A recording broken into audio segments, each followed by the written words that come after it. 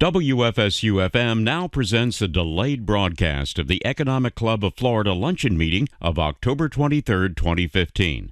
This program was recorded at the Florida State University Alumni Center in Tallahassee. Now here's Economic Club of Florida President Dave Micah.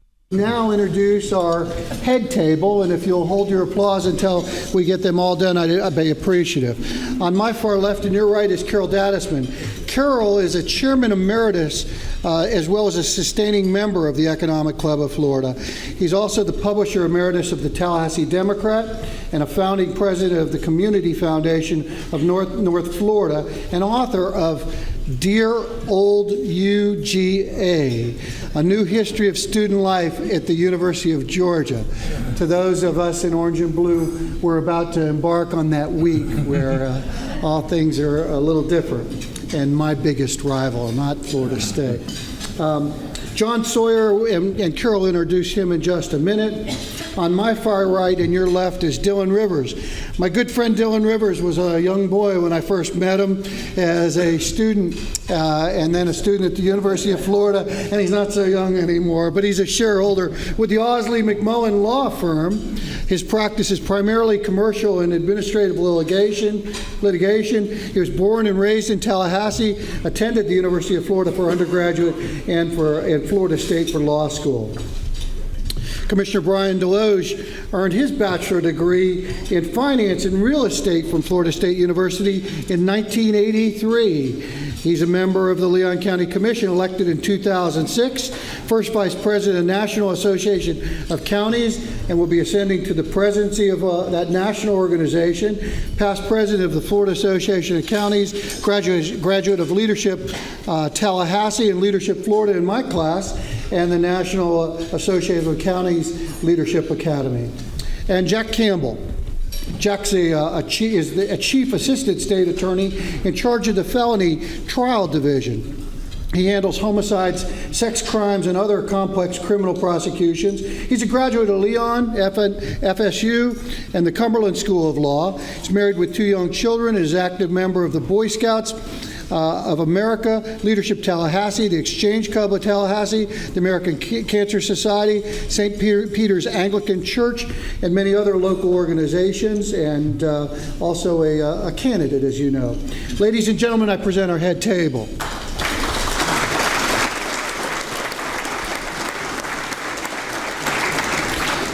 So now I'll turn the podium over to you, Carol, and you can introduce our distinguished speaker today. Thank you, Dave. Good afternoon, ladies and gentlemen. Dave, it does my heart good to hear one of my Gator friends give my book a little promotion. Well, it's a great pleasure for me to have the opportunity today to present to you Jon Sawyer, our guest speaker. Jon's place in the ranks of leading American journalists was firmly established during a 31-year career with the St. Louis Post-Dispatch, one of our nation's finest newspapers. Most of those years, Jon was in the Post-Dispatch Washington Bureau, and he was the chief of that bureau from 1993 to 2005. In addition to providing some of the best coverage of our nation's capital, the Post-Dispatch Washington Bureau provided extensive international coverage. And Jon himself visited 60 countries on reporting trips during that time. And his work was highly honored. He received the National Press Club's award for Best Foreign Reporting 3 years consecutively. He was honored by the Overseas Press Club, the Inter-American Press Association, the Investigative Reporters, and other awards. When the Post-Dispatch was sold by the Pulitzer family in 2005, Jon conceived the idea and persuaded the Pulitzer family some of the members of the Pulitzer family to establish what became the Pulitzer Center on Crisis Reporting. And he has been the director and head of that center now for 10 years and will tell us more about the center. The center is a nonprofit, Washington-based center that funds projects in international reporting, which is particularly important during this time when economic pressures have forced many news organizations to cut back or eliminate their foreign reporting.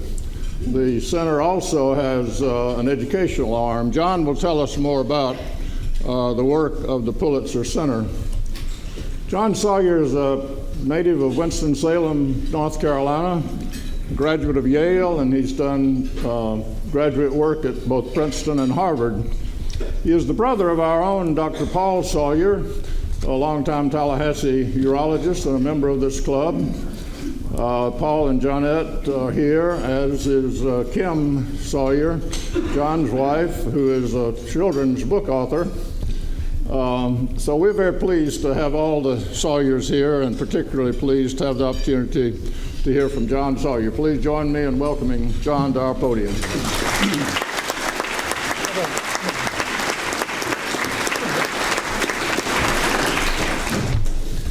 Thank you, Dave and Carol, and thanks to the Economics Club for inviting me here.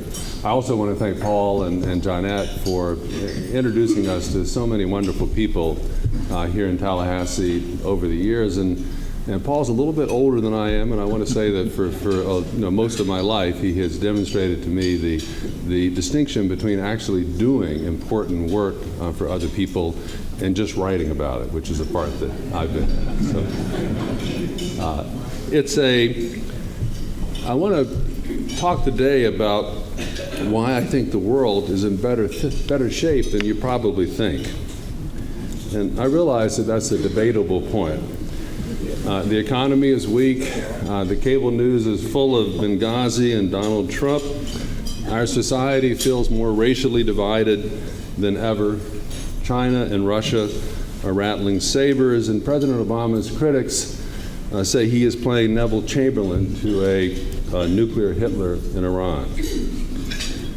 My optimism might also surprise those of you who follow the Pulitzer Center, the nonprofit news organization that I've led for the last 10 years. We're in the business of crisis, after all, providing grants to journalists and working with leading news outlets to assure coverage of underreported systemic global issues. And if you follow our reporting, I know that it can sometimes feel like a heavy, steady load of gloom and doom. From religious strife to wars and pestilence and environmental catastrophes around the corner. I'm going to walk through some of the work that we've done just to give you an idea of the scope of the projects we undertake. We've done multiple projects, and I'll show a few slides as we go if you're interested in the other corner of the room here. We've done multiple projects on the exploitation of child labor in gold mines around the world. Among them, Larry Price's work for PBS NewsHour from the Philippines that just won an Emmy for Best Investigative Reporting. We've worked on discrimination against women and girls, including this report for The New Yorker from Saudi Arabia. On the absence of basic sanitation and access to clean water. This is from a project that Kim and I did in Bangladesh several years ago. On sexual, I lost one, sorry. On the extraordinarily rapid destruction of fisheries as the result of ocean acidification caused by climate change. We just did a cover story for Newsweek on the disintegration of Syria. And earlier this summer, we began a series for Newsweek on the disintegration of Syria. And earlier this summer, the series that we began for PBS NewsHour on America's $100 billion gamble on a new generation of new nuclear weapons. We've done half a dozen projects on the Ebola crisis in East and West Africa, including an e-book with Newsweek on the world's callous failure to pay frontline health workers in Sierra Leone, and a full-length documentary on the struggles of one Liberian village that we previewed last week at the World Health Summit in Berlin. Over the past 3 months, we've worked with MSNBC and photographer Matt Black on a haunting series of essays from around the United States, documenting the many communities where the number of people living in poverty still exceeds 20%. You'll find this sort of coverage in the dozens of print and broadcast outlets that publish the Pulitzer Center's work. But wait, I want to talk today about context, about where we are and where we've been, and how in so many ways the world has made remarkable gains. I want to talk about our work at schools and universities and how our encounters with young people give us so much hope about the way ahead. I'm going to draw on my own reporting and travels over the years on the work that so many Pulitzer Center grantees have done, and most important, on the experiences you yourselves have lived as the witnesses of and often participants in the changes that I want to describe. You'll recognize these photographs: the Blitz in London and Hiroshima after the atomic bomb. Some of you were old enough to have followed these events as they happened. Some of you, no doubt, got drawn into the war yourselves, and I'm sure that all of you have family or friends who fell. I wasn't born until 1952, so I can only imagine what it must have been like to follow these events in real time, the enormity of the challenges faced, and the unspeakable sacrifices made. There were 60,000 British citizens killed by Germans during the Blitz. The firebombings of Dresden, Berlin, and other German cities by Allied forces took 600,000 civilian lives. Hundreds of thousands more died in the aerial attacks on Japan. And in a single battle, Stalingrad, the German army suffered 500,000 military deaths. For the victorious Soviet forces, the costs were even higher. They lost 1 million men at Stalingrad. All told, there were 22 million soldiers who died during that 6-year period. The civilian toll was 48 million, 70 million dead in total. I think we revere the sacrifice and service of this greatest generation who fought World War II. But I revere as well the leaders since, the people who have largely kept the peace, who have spared us all a reprise of that unspeakable carnage and wanton destruction. Earlier this summer, the graphic designer Neil Halloran created a remarkable video and interactive graphic called fallen.io/WW2 that captures the scale of the killings in World War II and how it compares to conflicts before and since. He notes that nearly as many American servicemen died on a single day, D-Day, as in the 13 years of our wars in Afghanistan. And that by any measure, absolute numbers or comparative portions of population, the deaths in World War II dwarf anything before or since. Halloran concludes by saying that if watching the news doesn't make you feel hopeful about the world, then perhaps looking at numbers like these might. And you just look at those are the 6 years of World War II where the red lines just go to the sky, and then everything since then in terms of deaths from conflict. The Middle East remains a mess. Yes, a tragedy. We've done 7 reporting projects ourselves on Syria alone and have just published an e-book highlighting reporting on that conflict that we've commissioned for NPR, the New York Times, and other news media outlets. ISIS, the Islamic State, is a singularly brutal phenomenon. We've done reporting on the persecution of the Yazidi religious minority, how ISIS overran their settlements and took hundreds of young girls, and now openly boast of having made them sex slaves. We've seen harrowing accounts of bright young Americans and Europeans drawn inexplicably to the ISIS cause. And this summer, the beheading of the archaeologist who had devoted his life to the ancient splendors of Palmyra, a place I visited in 2003 and that is now in process of being systematically destroyed. Israel and the Palestinian territories are in another spiral of violence, an issue we are currently attempting to address through a series of video portraits for the New York Times on mixed Israeli-Palestinian families who were struggling against great odds to bridge that divide. And now we have Russia asserting itself in a way that we haven't seen since before the collapse of the Soviet Union. First in its brazen occupation of the Crimea and chunks of eastern Ukraine, and now in the military operations it has undertaken in direct support of Bashar al-Assad in Syria. We've done multiple projects on the Ukraine and on Russian President Vladimir Putin's increasingly autocratic rule. I would caution you against concluding that what we are seeing today represents a radical break from the past, however, because in many ways this is Russia reflecting its own past, not just its past as the Soviet Union, but the Russian empires of centuries before. It is also a Russia acting more from weakness than from strength. Our senior advisor at the Pulitzer Center is Marvin Cow, the longtime correspondent for CBS and NBC, who went on to be the founding director of the Shorenstein Center on the Press, Politics, and Public Policy at Harvard's Kennedy School. He is a daily treasure on our staff, someone who can relate what is happening today to crises past. And when he brings up the Cuban Missile Crisis of 1962, he speaks with the confidence of someone who reported that event live and up close as a CBS correspondent in 1962 in Moscow. He has just published his 14th book, Imperial Gamble, Putin, Ukraine, and the New Cold War.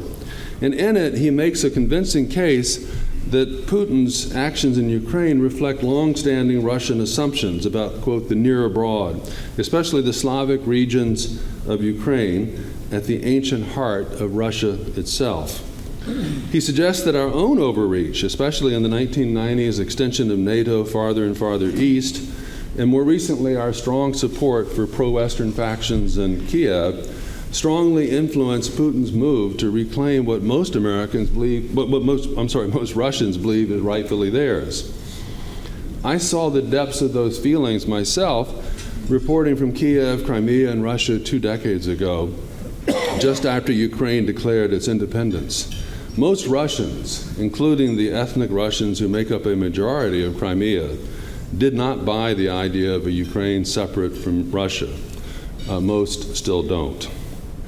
Putin's surprise military intervention in Syria, shoring up the Assad regime, is another recent development where context helps. Syria is a long-time Russian client state with strategically important Mediterranean ports.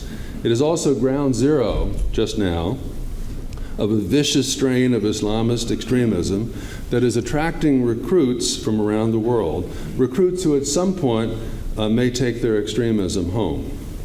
Recall that Putin rose to power as the man who waged a bloody suppression of Islamists in Chechnya, and that approximately 1 in 7 Russian citizens is Muslim.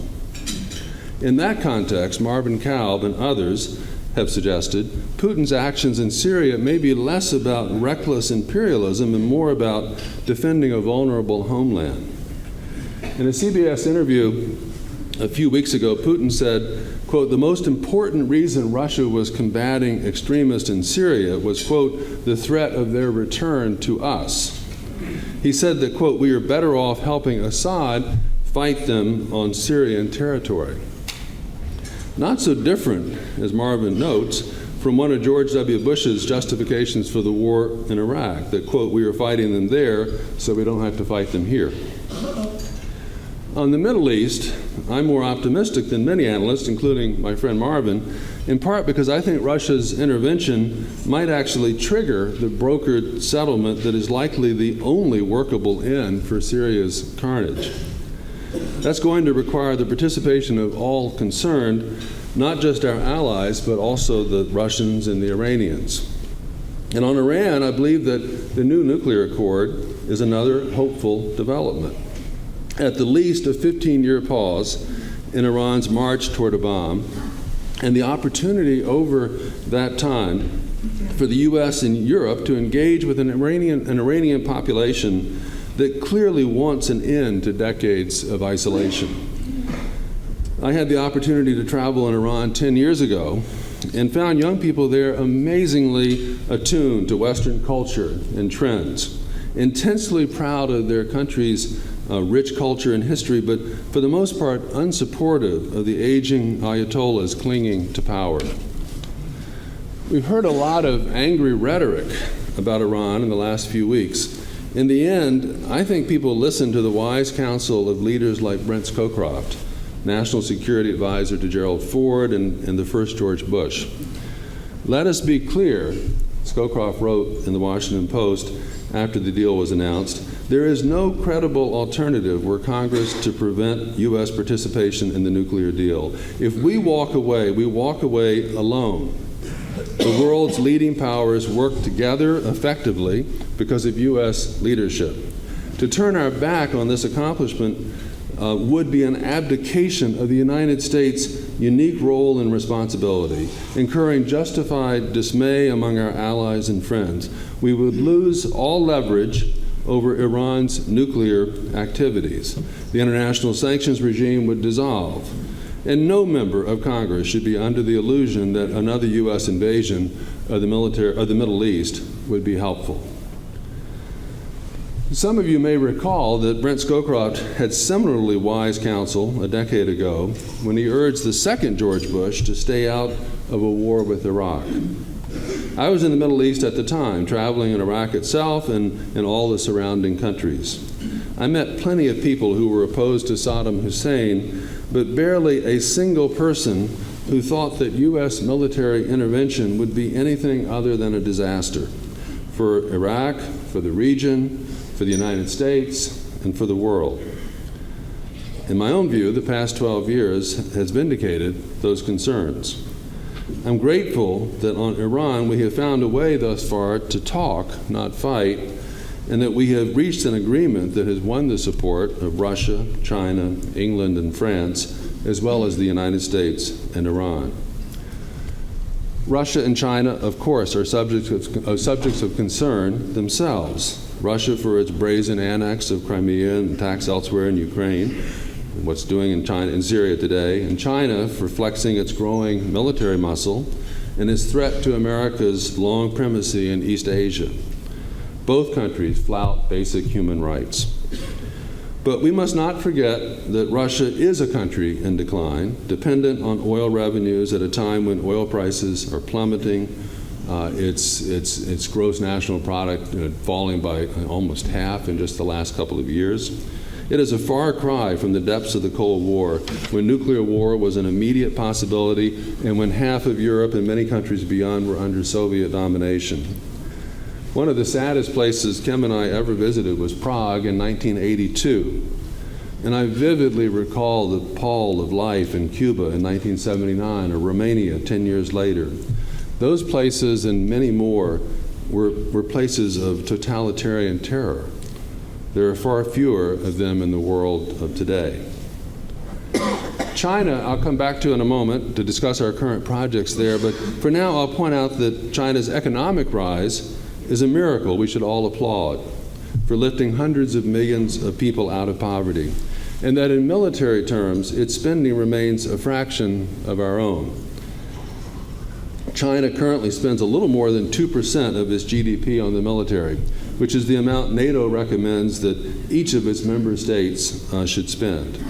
In the United States, by contrast, military spending is still over 3% of GDP. Let me turn now to global health.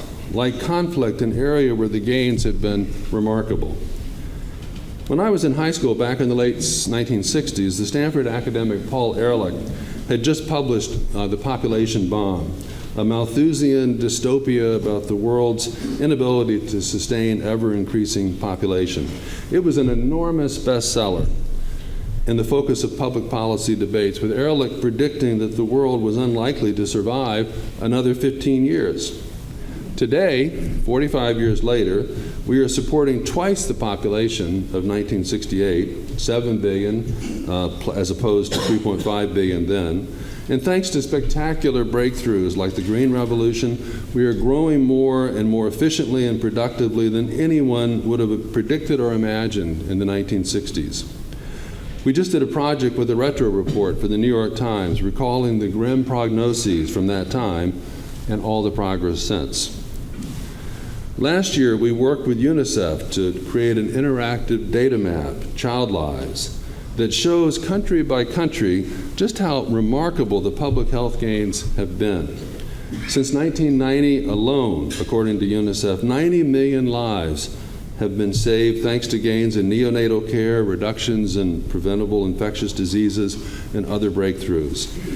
The under 5 mortality rate in China has dropped an astonishing 74% over that period. In India, it's 56%.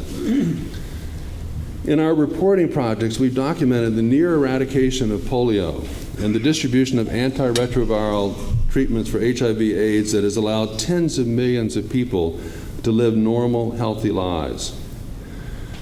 Jimmy Carter, in that poignant press conference this summer announcing his cancer, noted the Carter Center's long work toward ending the scourge of guinea worm, a disabling disease that afflicted as many as 3.5 million people each year in the 1980s.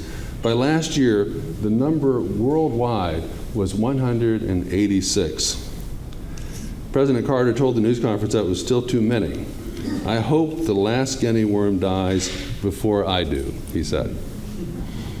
The public health gains have been especially dramatic in sub-Saharan Africa, and it is partly thanks to those gains and because of increased access to education and opportunities for women that we are finally seeing real economic growth in a part of the world that has long lagged behind. World Bank projections for likely GDP growth this year, representing a continuation of recent trends, project real growth of 4.5% in sub-Saharan Africa this year, compared to 4.3% for Asia, 3.2% for North America, and 1.4% for Western Europe. That's correct. Sub-Saharan Africa now constitutes the fastest growing economic region in the world. That's good news for the 500 million people of the region and for all of us. Two of our journalists reporting from Africa were so disturbed by the gap between perceptions and the reality of Africa that they started a project called Everyday Africa, documenting via photographs everyday life from across Africa. It includes photographs from across the continent and has attracted several 100,000 followers on Instagram, Facebook, and other social media sites. It's also become the basis of an educational outreach initiative in dozens of our partner schools, including a partnership between the Nicholas Sen High School in inner-city Chicago and the Aga Khan Academy in Mombasa, Kenya. It's so inspiring to watch these students learn from each other and break through mutual misunderstandings. The Pulitzer Center's core mission is international journalism, and that continues to be a major part of our work, with over 100 reporting projects each year and hundreds of placements in print and broadcast outlets. But we view journalism as the means to a larger end, engaging the largest possible public in the big global issues that affect us all. And in that regard, our partnerships with universities and secondary schools are an absolutely crucial part of our work overall. We've recently introduced online curricular materials such as the new Lesson Builder, a web tool for teachers that makes it quick and easy to identify stories suitable for educational use, and then create an outline and questions that can be printed out or shared with students online. Teachers can follow each other's lesson plans and adapt them as they desire. You can do it from a phone or from your laptop or a desktop. And in the meantime, help us foster a community of teachers and students worldwide who are learning via Pulitzer Center journalism resources. I want to turn now to an initiative on China that has occupied the Pulitzer Center over the past 2 years. We've commissioned multiple reporting projects in that country, many of them touching on the immense environmental challenges that have developed in tandem with China's breakneck growth. Kem and I didn't make our first trip to China until 1997, well after the beginning of economic reforms, But even then, the streets of Beijing were still a sea of bicycles, and getting around the rest of the country was an exhausting slog of hard-seat trains, rutted roads, and everywhere grinding poverty. Today, in so many ways, they've leapfrogged us, from high-speed trains to lifting millions out of poverty to health care. It's worth noting and remarkable that in those child lives statistics I cited earlier, China alone accounts for some 70% of the improvements achieved worldwide since 1990, and that it accomplished those gains largely in the absence of World Bank or Foundation or other forms of foreign aid. But those economic gains have come at a price. In bad air and unsafe food and water, endemic corruption and unregulated construction and industrial activities, such as led to the collapse of schools and the Sichuan earthquake in 2008, or this summer's chemical explosion in the city of Tianjin near Beijing. In recent years, there have been some 50,000 public protests per year in China. This spring, a former CCTV television anchor released an Al Gore-style documentary, a sort of inconvenient truth called Under the Dome, decrying China's abysmal record on environmental issues. The video was downloaded over 100 million times in just a few days and then was abruptly yanked from the Chinese web. But the fact that the documentary was produced at all and that so many Chinese have been emboldened to public protest is testament to real change, and the government is beginning, I believe, to respond. 5 years ago, the statistics on particulate air pollution were a semi-state secret, circulated by internet social media thanks to monitors installed on the roof of the U.S. Embassy in Beijing.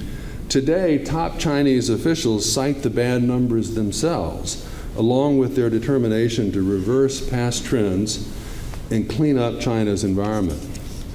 Last fall, Chinese President Xi Jinping signed a landmark agreement with President Obama, committing to major reductions in carbon footprint by the year 2030.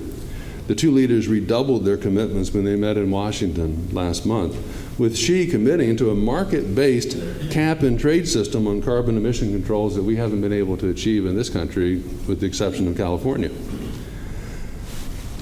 Xi and other Chinese leaders are also talking at length about what they call ecological civilization, how, in their view, China will meet its environmental challenges by calling on China's own cultural traditions, among them Confucianism, Taoism, and Buddhism.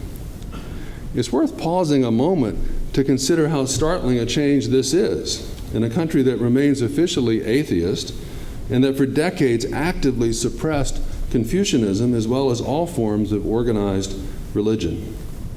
The pagoda we're looking at is a magnificent structure from the 5th century in the central China province of Henan. It's located just a few miles from the Shaolin Temple, one of the birthplaces of Buddhism in China, and also central to the development of Confucianism, Taoism, and Kung Fu. I was there 2 falls ago for a conference that marked the establishment of the International Confucian Ecological Association. I was at the conference partly because of an initiative we had begun with the help from the Henry Luce Foundation, exploring issues related to religion and public policy around the world. The goal was to produce journalism, but at the same time draw on the expertise of academic specialists. And we decided to pursue an exploration of religion and environment in China, working in tandem with the Yale University School of Forestry and Environmental Studies. Later that fall, I was at a festival for environmental documentary makers in Guangzhou, and while there met one of the leading investigative environmental journalists in China. I was surprised to learn that this man had converted to Tibetan Buddhism himself, and that it had become central to his own life and work. We then produced a short documentary, Searching for Sacred Mountain, that captured the drama of his story and also the growing role of religious groups in meeting China's environmental challenges. The film was featured on PBS NewsHour and other programs last fall, and was also presented at events that we organized at the University of Chicago and at the DC Environmental Film Festival. But our goal all along was to take this discussion to China, and this past June we did just that. working in partnership with the Yale Center Beijing and the Communication University of China. The day-long conference brought together a remarkable range of individuals, academic specialists, environmentalists, journalists from China and the West, business leaders, the master monk from Shishi Temple in Nanjing, and the Deputy Director General of the Ministry of Environmental Protection. I was stunned by the candor of all concerned, by the encouragement from the government for this sort of discussion, and the willingness of Chinese academics and journalists to press for stronger government action. A few weeks ago, we published excerpts from the transcript of that conference, along with some of our China reporting, in Ecological Civilization, an ebook that we're distributing free of charge via Amazon iBooks and as a direct download from our website at pulitzercenter.org. We've also created online educational curriculum based on this material, and we'll distribute that along with other reporting that we've done on this theme of religion and power. Not least, reporting that we commissioned in Peru to explore the repercussions of Pope Francis's historic encyclical on the environment and climate change in his home region of Latin America. The journalist on that project, by the way, was Justin Catanosa, the Director of Journalism at Wake Forest University, one of the 23 colleges and universities that are members of our campus consortium. Justin's reporting appeared in a number of print and broadcast outlets. He also spoke at a conference we helped organize last month at American University, another of our campus consortium partners, as Pope Francis concluded his visit to the United States. One part of the campus consortium program that we're especially excited about, and the part that Kim helps guide, is the Student Travel Reporting Fellowship. This summer we've had nearly 30 undergraduate and graduate students reporting from all over the world. And last weekend we brought them all to Washington to present their work and give them the opportunity to meet our staff and some of the professional journalists we support. When you see the idealism and the dedication of these young people and the challenges they are eager to meet, you cannot but be optimistic about our common future. I want to close with one last example, another initiative combining journalism and education. This one built around our role as the education partner on Paul Salopek's Out of Eden Walk project.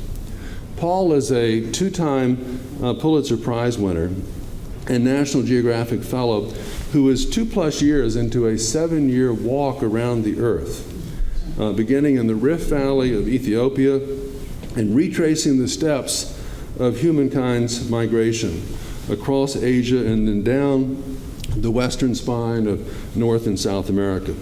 He's doing it almost entirely by foot, not coming home in the meantime. He's 2.5 years out and hasn't been back yet, practicing a slow, deep journalism that is in direct counterpoint to the nanoseconds of attention in today's media world of tweets and shares and celebrity and surface news. You've seen the two cover stories. You may have seen the two cover stories Paul did for National Geographic and the reporting on his project on NPR, NewsHour, and many other outlets. Our role has been as an education partner, beginning nearly 3 years ago with visits by Paul to several dozens of our partner schools in advance of the start of his trip and via Skype and email exchanges since. Our teacher partners have used our lesson builder to create curriculum drawing on Paul's project, and we are using it to engage students in topics as diverse as climate change adaptation and the politics of water.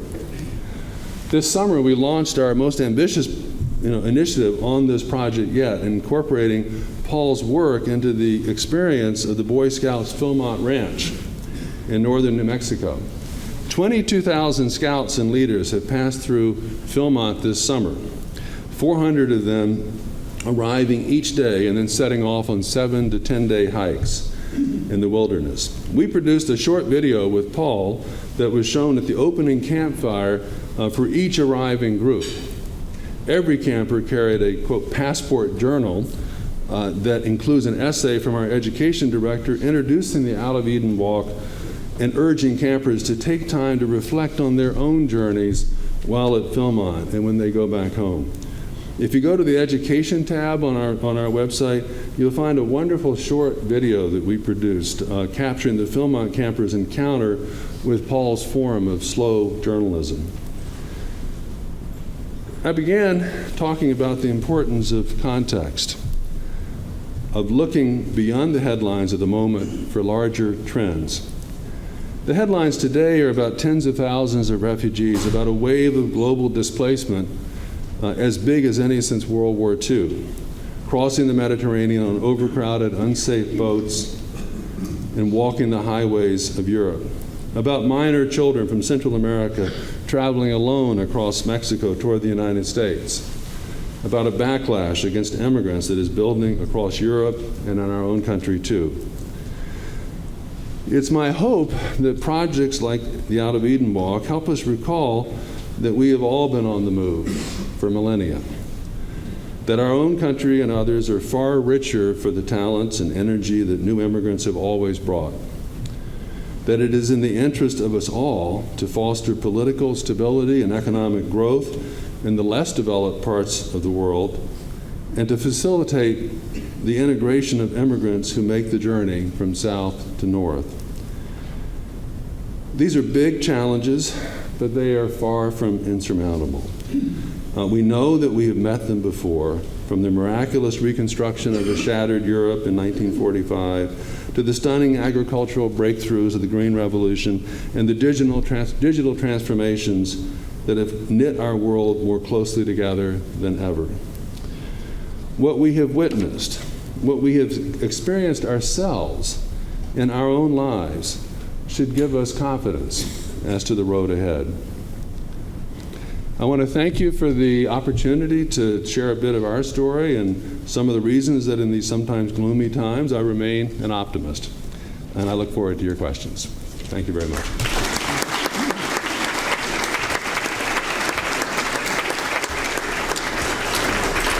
So we do have time for some questions. I do want to restrict that to club members and to our Florida A&M students that are with us today, and we're glad that you're here as well. And then I also want to, before we start questions, John, just to recognize one of our own club members who has won the prestigious Pulitzer Prize Award, Bob Sanchez, one of our members who's with us today.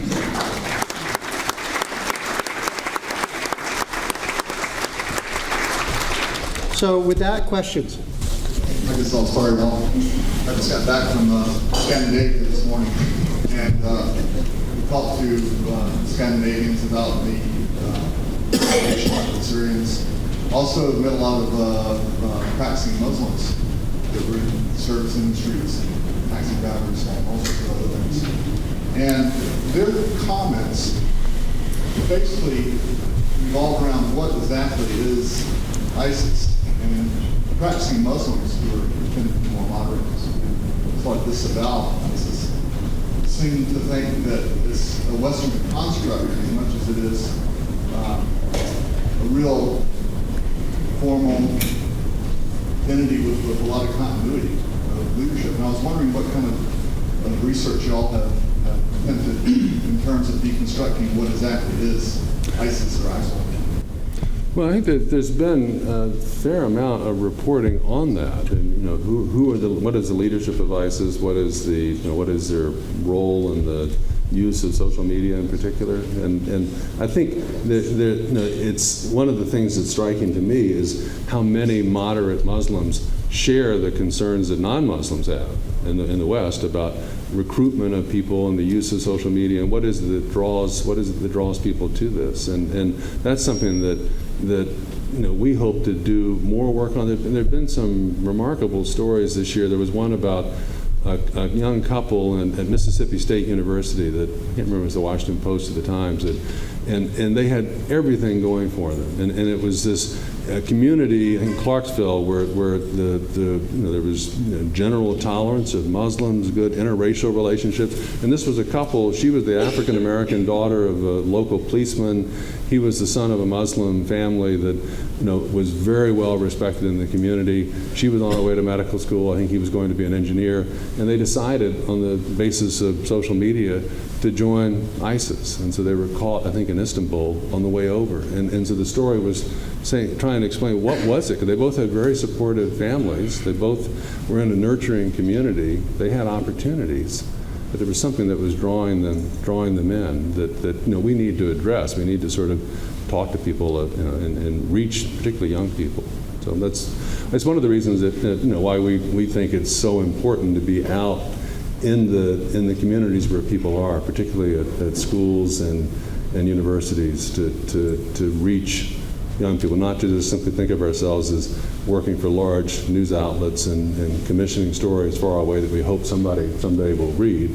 We want to actively go out and seek out those audiences and try to engage them on issues like this. As someone who also is very much an optimist, I greatly appreciate your talk today. And as a youth, having hiked at Philmont and as a scoutmaster taking my troop out there, I was just very curious how you happened to select Philmont for the kind of project that you had here. Could you just tell us a little bit more about that? Because that truly is an amazing opportunity, especially for boys from the flatlands of Florida to go climb 12,000 mountains. So could you just tell us a little bit more about that? Well, I think it's probably the same reason I'm here today. I mean, I'm here because my brother Paul and connections that he made, he introduced us to Carol.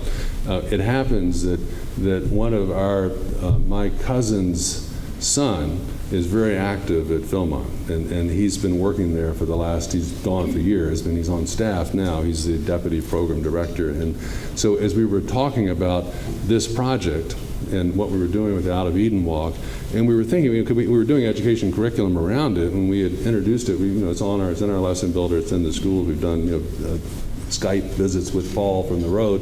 We thought, well, what better place than Philmont? And then they got very excited about it when they understood the concept of what Paul was doing. And of course, the great thing about Paul Salopek's project is it is a 7-year project, and he's touching. He happened to, when he was in Jordan, he first went to the Zatari camp. He walked up from Ethiopia to Jordan, and a few months later, he's going through the camps where the Syrians 2 years ago were beginning to come out of Syria, and then he walks through Israel.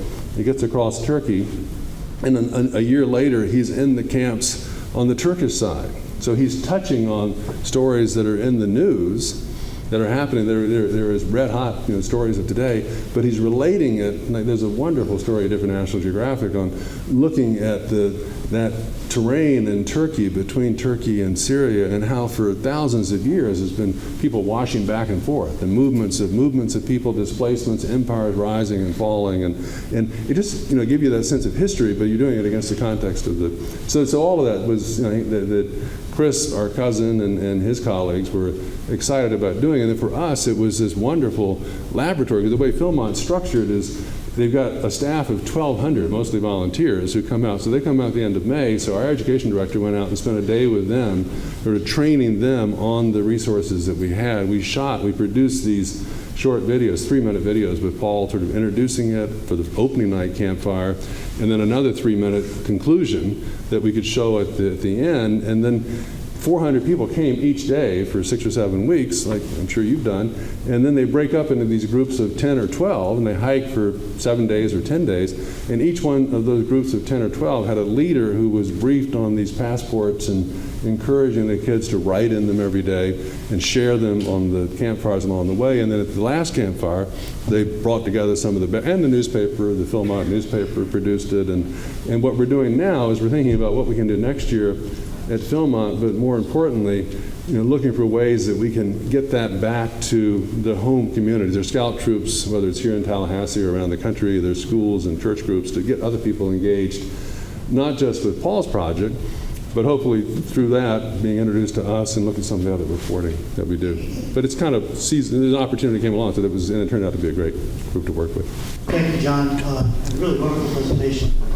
As kind of you reported on World War II at its time, the role of journalism has taken a very, very dramatic turn for difference. Back in World War II, I think we'd all recognize that it seemed to be the role of journalists and media generally was to dramatically support the American cause. I don't think that's seen as the same exact sense today.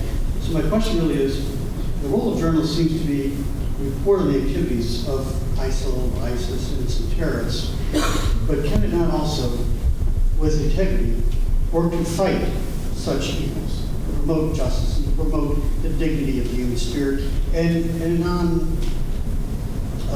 not say non-partisan, but in a just fundamentally human way, rather than simply report on it, kind of take a side, like we should be for the dignity of human souls and human people.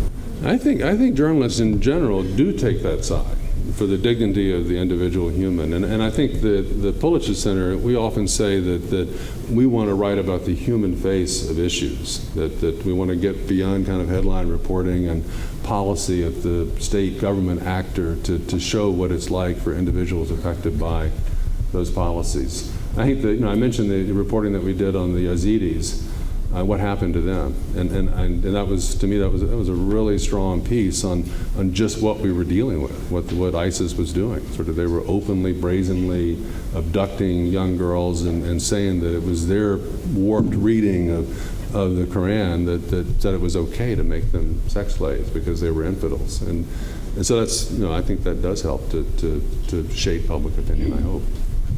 Hi. I had a quick question about the Pulitzer Center's approach to climate change, and there seems to be this ongoing attempt to present climate change as an issue of, oh, is it happening or is it not happening, and how do we move beyond that conversation and present, the effects of climate change globally and what might or might not happen in the future as a result of climate change. So I was wondering if that's an editorial conversation that you all have, and how you have responded to that. No, we do, and I think one of the prisms that we've used is climate change adaptation, because it's happening in many places, and we've done, I think it's, if you look on we have something called gateways on our site, on the homepage, and those are topic areas where we've done multiple reporting projects, and heat of the moment is the climate change gateway, and I think there are probably 35 or 40 projects that we've done over the years all over the world, and part of it is just, we rely a lot on video and photography. We think that's important, sort of to see what's happening in regions where you're getting much more glacial melt, and that's causing flooding, whether it's Bangladesh, Pakistan, India, what's happening in some of the reporting in Peru that we've done on looking at the high Andes and the changes in biodiversity that are taking place. And those are factual. You can get hung up on the debate about how much of it is caused by human intervention, and I have my own strong views on that. But I think there's not any debate about the fact that we're just looking at things. Things are we're having more extreme weather. We're having effect on food production. We're having the encroachment of the Sahel, the desert moving south, and in Africa, and as a result, lots of migration, forced migration as a result. People are just looking for places where they can live and they can support their families. So that all comes under in our mind, the category of trying to educate people on the realities of climate change that is happening and what are the responses to it. How much longer do you think newspapers printed on actual paper will survive? I don't think very long myself, but and there are a lot of people who will wring their hands about it, and Tim and I are certainly in the graying contingent that love our hour and a half with the newspapers the first thing in the morning, and it's what I'm going to miss it, but it's the content that I want. And there are more and more ways of getting that content. And I think the New York Times just passed 1 million digital subscribers. People are paying to subscribe to the New York Times online, and that's where the future is going to be. And it doesn't really, when you think about it, sort of cutting down trees to print paper, to burn oil, to put them in trucks, and to try to distribute them in the congested areas where we all live.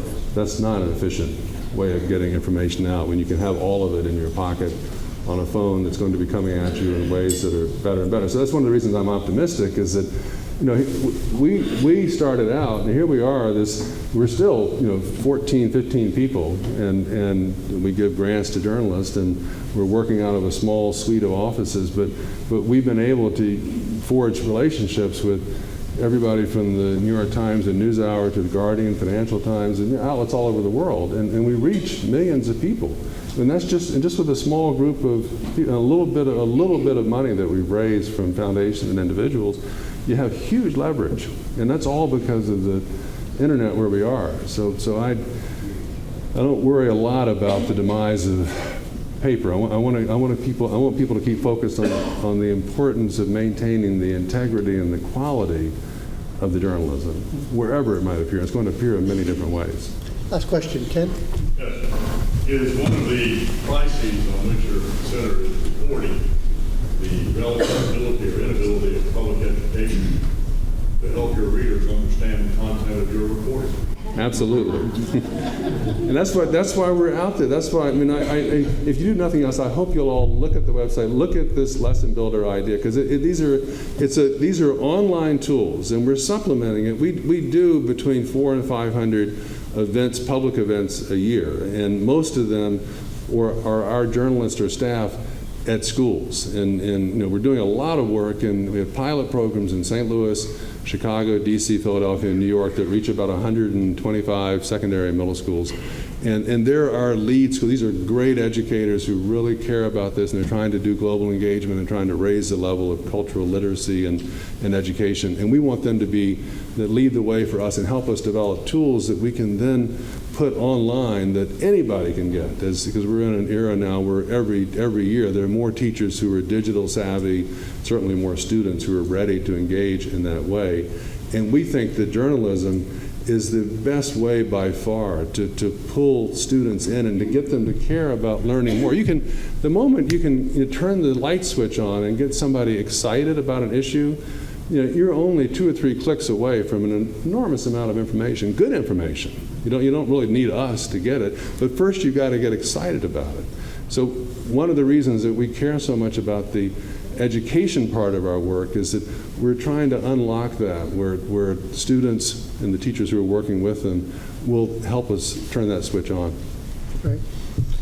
Jon, your optimism is profound, and I wish we had some more time so that we could hear about the humble beginnings of the center and the tremendous effort that you undertook to raise the capital resources that could not have been done without that same kind of optimism. We're grateful for you being here today, and as a small token of our appreciation, I wanted to present on the club's behalf this bronze eagle that has been sculpted by locally and nationally acclaimed artist Stanley Proctor as just a small token of our appreciation, and I hope that you'll join me in thanking Jon for his remarks today.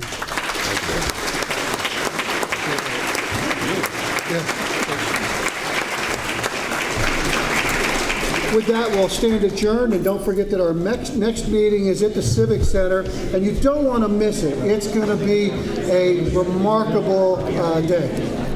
You've been listening to a delayed broadcast of the Economic Club of Florida luncheon meeting of October 23, 2015. This program was recorded at the Florida State University Alumni Center in Tallahassee.